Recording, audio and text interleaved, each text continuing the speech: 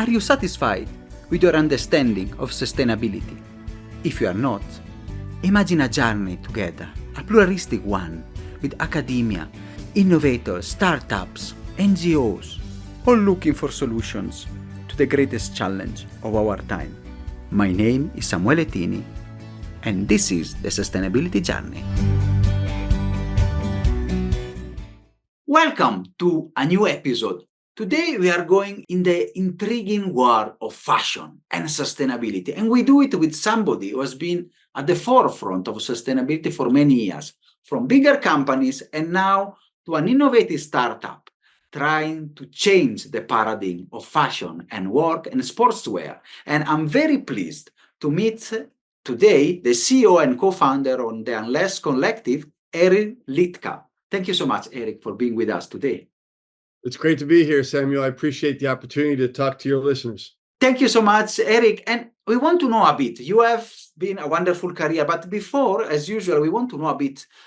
Can you discuss a bit your personal and professional sustainability journey? So who is Eric for our listenership? Good questions. Who is Eric? I'm still trying to figure that out.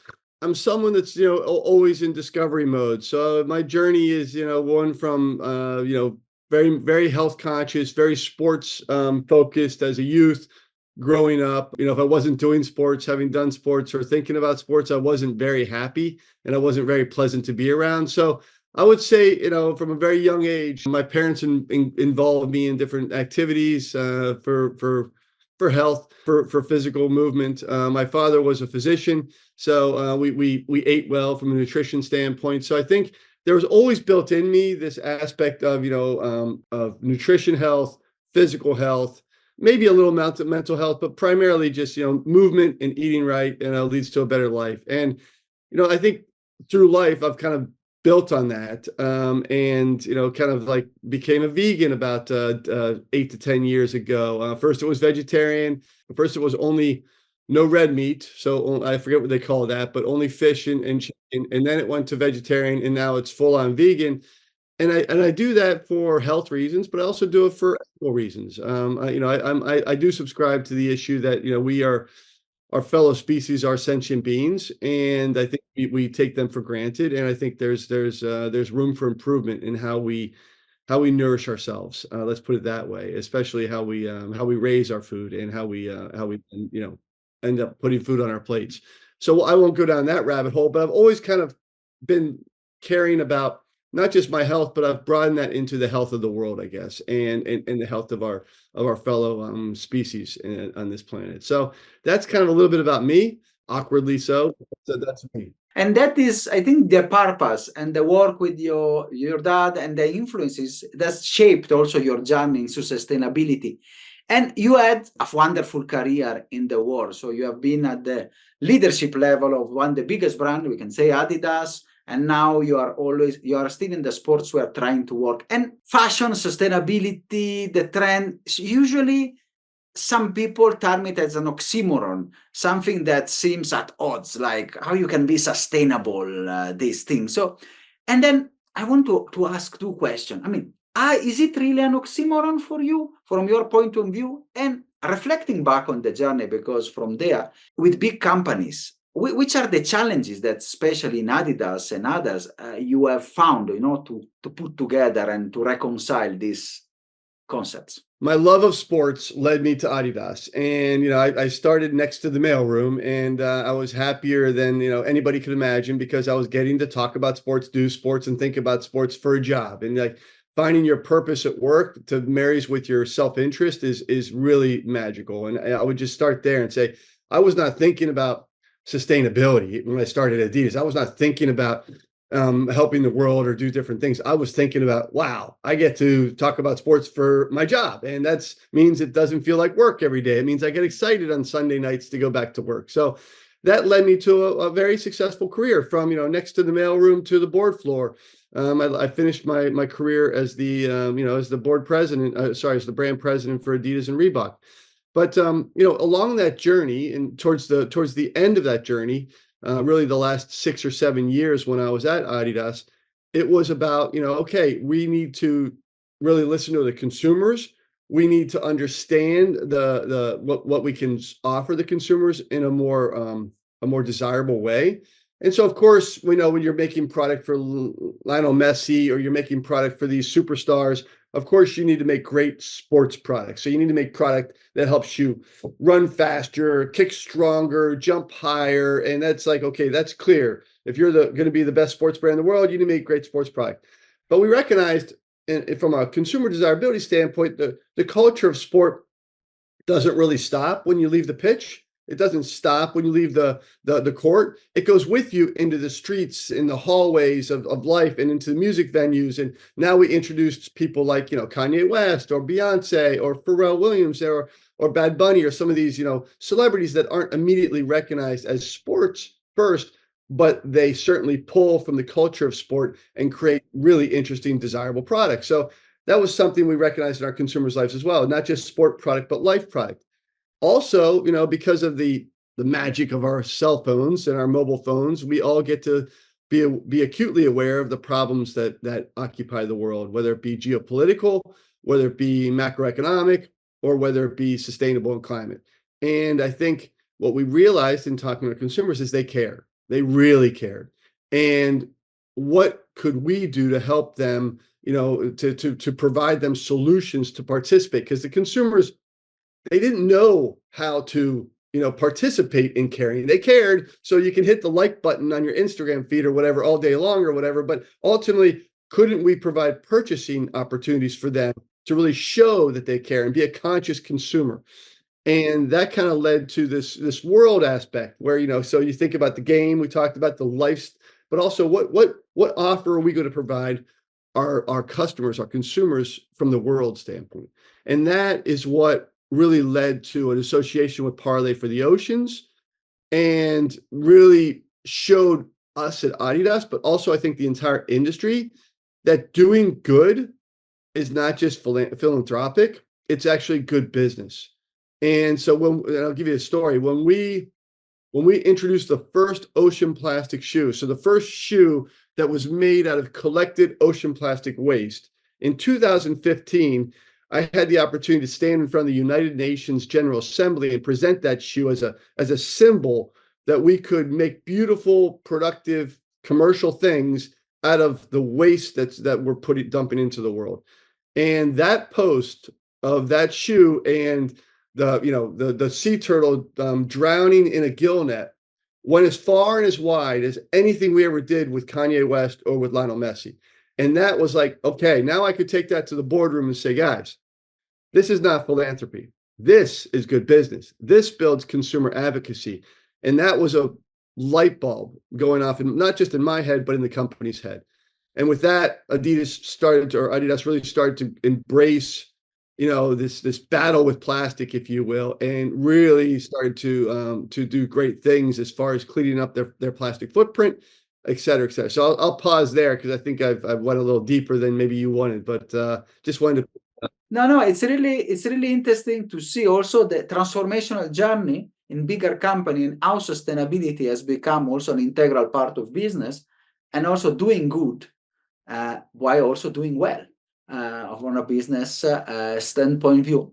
And then I want to talk now. You have left Adidas because you wanted to be even more innovative and more in the start, and then you jumped yourself in the startup world. Let me just pick up that story then, if you want to keep going. Yes. So now there's this inflection point in my life, in the company's life, in the industry's life of ocean plastic. So we then, basically we turned over the keys to our employees, and we said, hey, we're going to try to do as much as we can to get off of plastic. And so we eliminate plastic bags in our retail outlets. We eliminate plastic beads in our beauty product. We eliminate plastic bottles on all of our campuses. We said, and for your listeners, you have to understand, 70%, so 3/4 of all fashion out there, 3 trillion industry, is primarily made from some sort of plastic product. So some sort of petroleum-based feedstock that is a forever material. It never goes away. It just continues to live and breathe with us. And we can talk about that if you like. So then we made a mission. We made a very strong goal at Adidas and said by 2024, and this is back in 2019, by 2024, we will stop using virgin polyester, virgin plastic products. We will convert everything we do to recycled polyester. So not perfect, but better, right? We're only going to use the stuff that already is in existence, and that primarily comes from plastic bottles.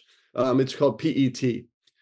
So the idea is that we could reuse plastic that was already existing and we can start to turn off that tap of new production of things. And I'm proud to say that I left in 2000. So we made that goal in 2015.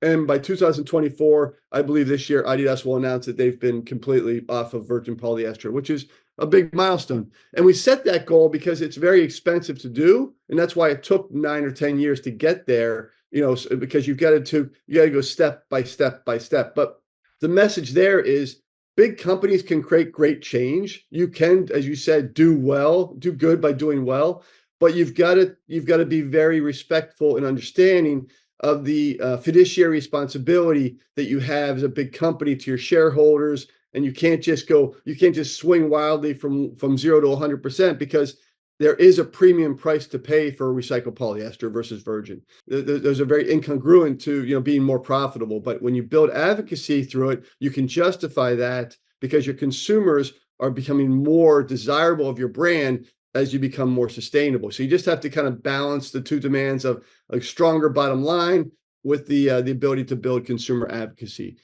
Ultimately, just to continue that, so we did that, very proud. But as I started this journey from 2015, and we built on that, as I went down this education, if you will, and I started to meet more and more interesting people like yourself that would educate me on the problem of ocean degradation or climate degradation, and the responsibility that fashion has in that, with it not only its polyester / petroleum / plastic footprint, but its carbon footprint overall, and the degradation it was doing through fast fashion and et cetera. So I started to learn a lot about creating systemic change within an industry that would require.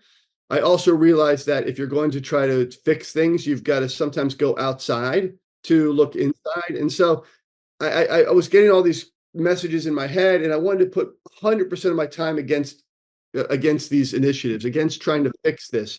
And as a board member and president of the brand, I had 1,000 things to do that weren't associated with this. I had to worry about China, the growth in China commercially. I had to worry about doing things better with our sports product or with our lifestyle product, or et cetera. So you've got 1,000 priorities, and maybe 5 or 10% of my time was committed to this. But this is what I cared about. Going back to my story, it was not just about my own health. Of course, it's associated, but it was about really the health of my children, the health of my planet, and the health of what are we going to leave for 7 generations later. And so as I started to really wrestle with those things, I made the hard decision to, okay, now I have to go outside of Adidas. I have to leave the best job I could have ever had and go into startup life to try to really disrupt the entire fashion industry by creating a new supply chain made out of plants. And pivoting from plastics to plants is the great next step for the industry. Everybody knows it. It's just not going to happen with the current incumbent brands, because too many of the different priorities to adhere to. And so that is the part of the Unless Collective. So can you explain a bit more? What are you trying to achieve? What is your idea, and how you want to disrupt really the industry? The industry is built on plastic, right? And I want to build the future industry on plants. It's that simple. So you've got to model that out as a standalone brand. So ideally, you have innovators, and we're not tech innovators. We work with brilliant chemists, designers, engineers that are developing plant-based materials every single day. And it's been really, really great to see how this field is exploding. And if you think plant-based protein, so think of your favorite, Impossible meat, or your Beyond Burgers, or your Oatly oat milks and things like that. These are what I call plant-based proteins. And it's just been unbelievable the last 10 years of how successful they've been from penetrating the marketplace. So I look at that and I was like, well, why can't we do the same thing with plant-based polymers? Why can't we create polymers that are just as flexible and usable and performance oriented as plastic polymers. I mean, you have to get into the details a little bit to understand how fabric is made and what goes into that. But ultimately, plastic is a wonderful invention. It's flexible, it's heat and cold resistance, it's moldable, you can do many different things. It's breathable, it's water repellent, but ultimately it's laced with tens of thousands of chemicals, phthalates, that enter our bodies and do unheard of damage to our endocrine systems, to carcinogenic cancers and things like that. So we took the challenge to say, let's make things out of plants and let's work with innovators to solve for those. So there's a lot of things to solve for. It's not easy, but I'm proud to say that today, Unless Collective has pioneered just about everything we need now to scale the offer, if you will. So we figured out how to make knits, how to make wovens, how to make shoes, how to do socks, how to make hats, and everything, so that each one of those is a long dark haul, a long dark tunnel of challenge of trying to innovate against those briefs. But we've been able to model that out, and now I'm very excited to take the next step in our journey, which is to start to partner with bigger brands like Parley partnered with Adidas. Fantastic. And I want to know, I'm get excited. I would like to know first a bit more about the technology, which plants, how you do it. And then, of course, the question that our audience, which is very sustainability oriented, we want to know which are the next milestones, when we will see the socks and the shoes out in the market. I think, it's like some stuff is relatively easy. Like to make apparel, it's relatively easy. It's a cotton feedstock for the most part. So cotton is out there, it's plentiful, it's available, but it's 100% cotton. And when I say 100%, I mean, it's not like most companies are blending their cotton with polyesters and synthetics and nylons, and that just contaminates anything you can do with it. So it's also about how you construct it. It's like, how do you put the cotton products together? How do you stitch it together? Because most stitching is done with nylon. Almost 100% is done with nylons and synthetics. We don't allow that. So we're 100%. Like, and what do you do from a collar, from a collar standpoint, collar treatment? What do you do from a wristband treatment? And how do you provide that stretch and that different piece that's not synthetic? One thing that people don't understand is the Federal Trade Commission and most trade commissions allow you to say something's 100% cotton when it's only 70% cotton, because they really are only concerning about the base material. They don't worry about the trims and the closures and how it's constructed and how it's dyed and how it's printed. We worry about all those things, because if you're a vegan, you're not going to eat a 70% vegan burger. You're not. It's like, it doesn't make sense to make something that says 100% cotton when it's really not. But we've allowed that to happen because the government really only cares about labeling things based upon duties and importation and what materials it is. They don't care about providing clarity on what it's made of, because they're concerned about your health. That's just a new frontier that's coming along. We care about that. We care about your health. We care about the planet's health. We care about harmful waste at end of life. So we always start at the end and say, how do we create good, nutrient-rich soil out of our product? And we start there, and then every step of the way, when we back up to make product, we make sure everything we put into it is from basically plants and minerals that goes back to being nutrient-rich plants and minerals. So no chemicals, no phthalates, no plastics, no polymers, no things like that are really negative. So as I said, apparel, knits, pretty easy. Wovens, a little bit more difficult, but getting there. Closure systems, we had to source what we call a Corozo nut shell, which Corozo nuts are based native to the Philippines, but they grow, I think, all over the more equatorial regions of the world. And so we're able to harvest those, and that's not something we invented. They exist. You just have to find them. But we don't put coatings on them or anything like that. Also, we now are working with insulation supplier, which comes in from a kapok tree. Now, you may be familiar with kapok trees because they're in the rainforests of all the world, but kapok trees are these wonderful, tall, trees that grow these great magical seeds that are filled with a silky, cottony type of texture, and that gives that what it does. It's not as threadable as a cotton, but it gives a nice lift. And when you have lift, you can make a cushioning device out of it or an insulation device. So when we do a puffy jacket or something like that, or like a work vest, we then fill that up with Kapok, which Kapok residues, a company called Flocus. So it's really about discovering all these different pieces of supply chain. From a shoe standpoint, we had to solve for plant-based leather. We had to solve for plant-based foam. We had to solve for plant-based rubber. Now, again, there's a natural rubber latex that exists in the world, but most rubbers are now synthetic because of demand. So we go all the way back and start saying, okay, let's harvest the hevia, if you will, from the plant-based latex trees that are native to, you know, again equatorial regions. So it really requires a lot of diligence, but you can solve for everything if you have the time and the mission to do it. I think too many people take shortcuts. So we've done it now, and we've set a supply chain up for others to follow. So now our next step is to start to really scale the sale of our product. Now also to partner with other big companies, as I said, like Parlay did with Adidas. I'd like to partner with the big companies, whether it be Uniqlo or H&M or Gap or Nike or Adidas or New Balance or Under Armour, you name the big company, we can partner with them to collaborate and show them a better way, show the demand their consumers may have for the product, and ultimately start to get in their supply chain and show them how to do it themselves. Because then we can scale with the speed and urgency that we think the world really needs.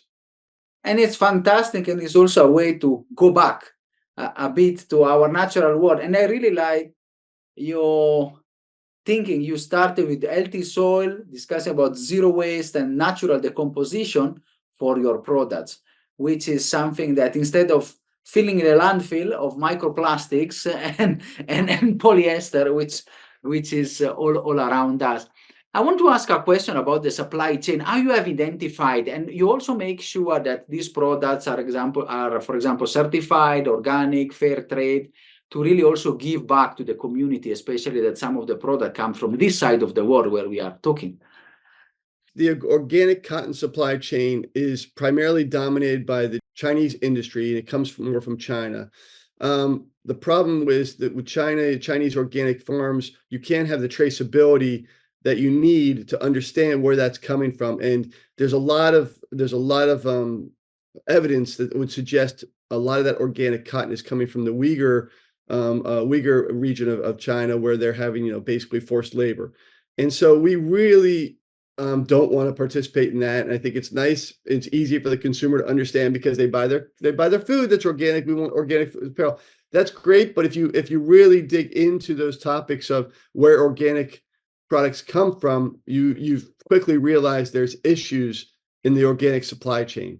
There are some good supply chains like coming out of Turkey, which is very strong. There, in the U.S., the organic rules and regulations are so difficult, it actually bankrupts a lot of farmers, and it's not worth the price because if you're an apparel company, you can just buy organic cotton much cheaper from China. Again, with that issue, because a lot of people don't go into that issue. So I think the organic cotton supply chain needs to get cleaned up. And there's not a lot of unified policies being written there. So what we like to work with is regenerative farmers.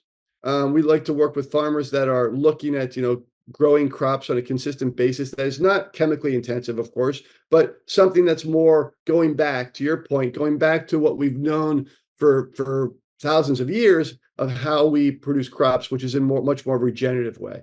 And we're trying to really support that movement as much as possible because we actually call ourselves the pioneer of regenerative fashion, because we're not even talking about sustainability. We talk about regenerative fashion and how, we build that into all of our product that goes back to dirt to grow new products, is literally adding value instead of destructing, instead of destruction. So that's what our focus is. We have not really tapped in, to be honest, with the fair trade community. I mean, I think it's important to understand that. And we're conscious of it, but I think there's only so much a small startup can do. So we've picked our lane, which is regenerative fashion. We've picked our lane, which is working with regenerative farmers as much as possible. We've picked our lane, which is to model this regenerative fashion and partner then with big companies to scale change quickly. And that's where we've stuck our place at. So I think it's a lot of people can wag their finger and people can always find the issue here and there, but I think ultimately we're committed to cleaning up the footprint of fashion and the harmful waste that results from it. Wow, and then it's not a small mission by any standards. And it's really something that can help. I mean, we live in a world where, even in Kenya, 90% of the clothes we receive are used clothes, polyester, and many of them sometimes you find they find in the landfill or you find in the clogging the system. So it's really important how you have something that is zero waste and can regenerate. It would be wonderful to have and to scale. And I want to ask this question. It's really good, and we have spoken with many innovators that have great ideas, startups that can really disruptive. So from an industry point of view and a consumer point of view, which are the challenges and what needs to change to really scale and to make your movement, the unless collective and the less collective of the world become mainstream rather than innovative startups? What I bring, what myself and the founders bring are a lot of industry experience. And so I have a lot of muscle memory built up from my days at Adidas. And so I look through the lens of, what would I want as the president of Adidas to be presented to me? Because that's the only way we're really going to scale change, right? And so there's two big components. One is the functionality of the product, right? You cannot ask the consumer to compromise the quality of the product. That means, does it perform? Does it keep you warm? Does it keep you dry? Is it flexible? Does it hold up to different temperatures? Does it have the same durability? So we really obsess on the details of making sure there's literally zero compromise in our products. And this goes for everybody compared to the status quo products that are offered in the marketplace. And that goes from not just a quality standpoint, a durability standpoint, but a design standpoint, because you cannot ask consumers, and this is my firm belief, and we can talk about, other case studies. You cannot ask consumers to compromise their tastes for their values or their values for their tastes. You need to bring it together. If you really want to scale change, if you really want to create systemic change, which is what we need in every industry, you cannot ask to compromise that. And the example I always use is electric vehicles. Before Tesla came along, it was a smart car. If you wanted to drive an EV, and if you're familiar with a smart car, it was basically driving a go-kart. And that was asking consumers to say, hey, you have to compromise quality, you have to compromise, design, you have to compromise space. I mean, it was a little box, right? And you drive around and and you wear your sustainability on your forehead. That's not going to create systemic change. Systemic change is meeting consumers where they're at. And you have to do that from a design standpoint. And then Tesla came out. Oh my God, it's a beautiful car. It's the fastest car on the Autobahn. It's roomy, it's beautiful, and it's built on electric stack. Oh, I get to have my cake and eat it too. That is the answer. So you have to start there. And the second point that you have to really come through is you have to have unit economics that have the roadmap to parity to the existing material supply chain that you're using today in the industry. So, anybody can do one, I call it lot size one. Anybody can do one thing once. Like anybody can go in a laboratory and build this beautiful looking thing made out of 3D printing, mycelium, whatever it may be. But if you can't replicate it, and if you can't get to scale to replace the existing incumbent materials, then you'll never scale it. Again, the big companies will never bring it in-house because they have fiduciary responsibility. They have to meet their top and bottom line, and you're not going to scale the change you want. So it becomes this battle of what I call capsule collections, which is like they're nice, but they don't scale change. They're just like they're almost companies virtue signaling. Look, we're using mycelium, isn't that nice? And a $50 billion company will do 10,000 units, which is less than a drop in the sea. So you really need to give them offers that scale at the current price point. So it's two things. It's the quality and design, and it's the unit economics. And those are two things that all innovators need to keep in mind. And if they don't, I'm sorry to say, you're not going to get the change you seek or your idea may provide. And it's a fantastic lesson, Eric, to pass from advocacy and maybe some nice things to really scale and action, because as you said, in the movement for sustainability sometimes asks to compromise. Oh, is It's not that perform, but it's nice. It's good for the environment. It's good for, but of course you can. I think you're always going to have an audience that's receptive to doing the right thing, regardless of some of those compromises. But if you really want to create systemic change, which is my personal mission for the rest of my life, I want to. Fashion is a €3 trillion. That is, and it has the carbon footprint of Spain or Mexico on an annual basis. And it's just getting worse as you see the Sheins and the Temus and some of these fashion things come up. They're making shirts for less than a cup of coffee. So really, we're getting single-use fashion from these companies now, which is ridiculous, right? And if we don't put our foot down and try to stop that and meet them where they are, then I'm fearful for what will happen, because consumers are right now voting with their wallet, and they're voting for Temu. They're voting for Shein. They're not voting for Unless yet, because we haven't given them the options yet to do this. So to me, it's about scaling those people. That's how you create systemic change, not just talking to your current existing, very nice to have consumers that will make compromises. You can't if you really want to create change.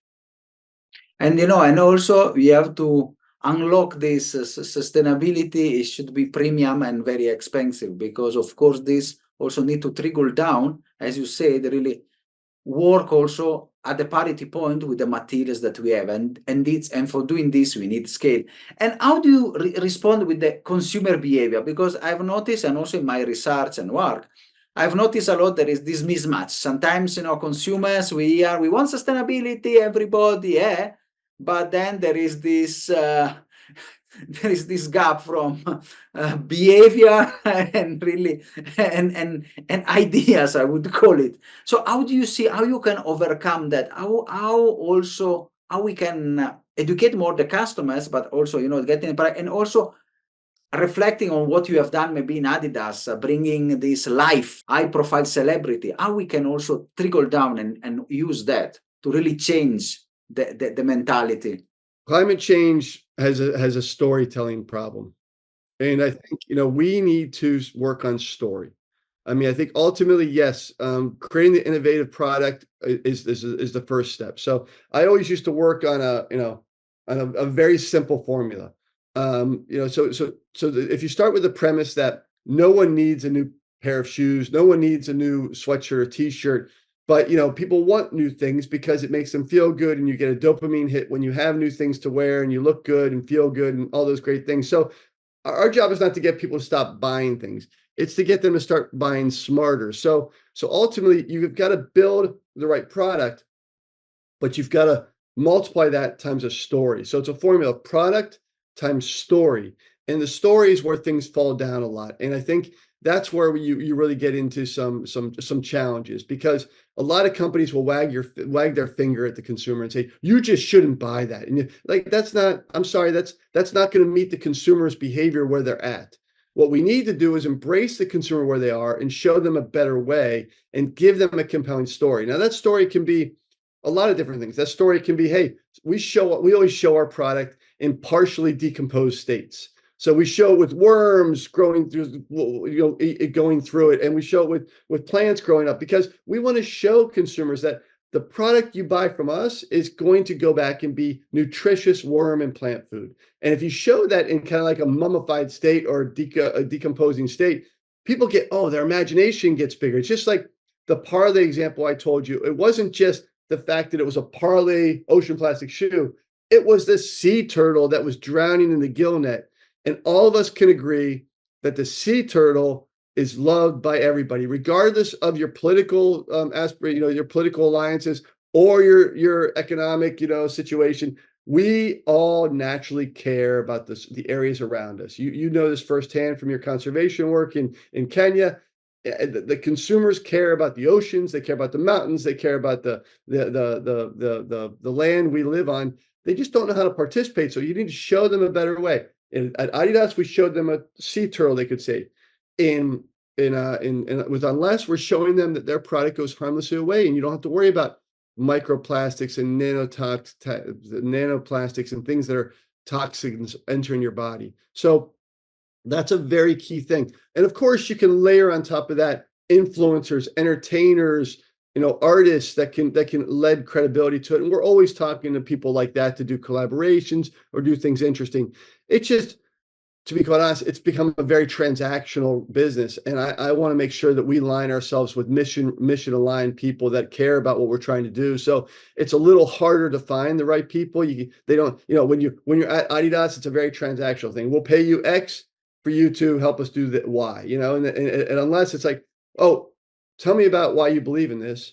Oh, let me talk to you about, partnering with us. Oh, and now you need money, a lot of money too. Well, I can do two of those things, but I don't have a lot of money to give you because we're a startup. So those things are harder to get to. So we focus really on storytelling and building community that cares about these topics.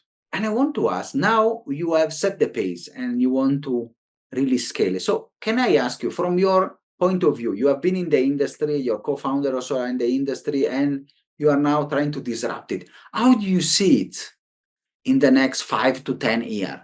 We will finally achieve this sustainable fashion. So how you see the future landscape? When we introduced ocean plastic for the first time into the industry in 2015, it was a single shoe. By 2024, today, or even 23, it's probably a multi-billion-dollar business for Adidas. I don't know that. I don't have access to it, but I'm guessing the ocean plastic is in their supply chain so deeply that it's a part of many, many shoes. And I say that with just knowing that, if you go on their website and you look at ocean plastic, it's in a lot of their shoes. Not to say it's 100% of their shoes, but it's a part of a lot of their shoes. And there's also there's 2 or 3 supply chains where if I just want to go on and say, make an ocean plastic brand, I can find resources that would sell me that stuff right now. So it's become basically a floor item of access that it was never there before 10 years ago, not even 10 years ago. So it's there's brands that are built just on ocean plastic. Like there's a bag company called Guts out of Germany. So it's really remarkable what could happen in 10 years. So I'm foolish enough and cocky enough to think, well, in 10 years, we should regenerative fashion, which is what we're calling this, not sustainable. Regenerative fashion should be 10 to 15% of the overall revenue of fashion if we're doing our job, because that means we've pioneered this and we're looking 10 years out. So I'm looking at 2034. Why can't it be something that's a part of all the major fashion brands, all the major developers, whether it be fast fashion or whether it be sports or whether it be high fashion? It doesn't matter. Everyone should be tapping into it because it's such the right thing to do. And I get that reaction from everybody. So I think 15%, I come up with that because it's an inflection point for the industry. And once you hit those kind of numbers, then it becomes this snowball effect that's going well on its way to taking over the existing supply chain. Fantastic and ambitious plan, and really something that can be a trigger point, and then from there, from 15 to 50, it will be, as you said, a snowball effect, and really something that also help. And consumers, they need to do also their part to embrace and work on that. But also innovators and entrepreneurs, because we need maybe more of unless collective and people that join this regenerative fashion movement. I want to, which advice you can give, for example, to entrepreneurs that aim to integrate sustainability in the business and especially in the fashion?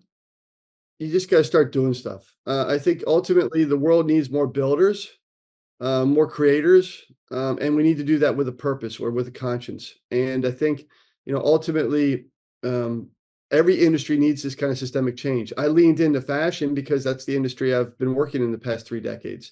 But if you think about the beauty care industry, you think about the toy industry, you think the home industry, it's like there's so many opportunities to disrupt and systemically change those industries with smart, driven, mission-driven people. And I would just remind your viewers or tell your viewers that the Unless name came from a Dr. Seuss book called The Lorax.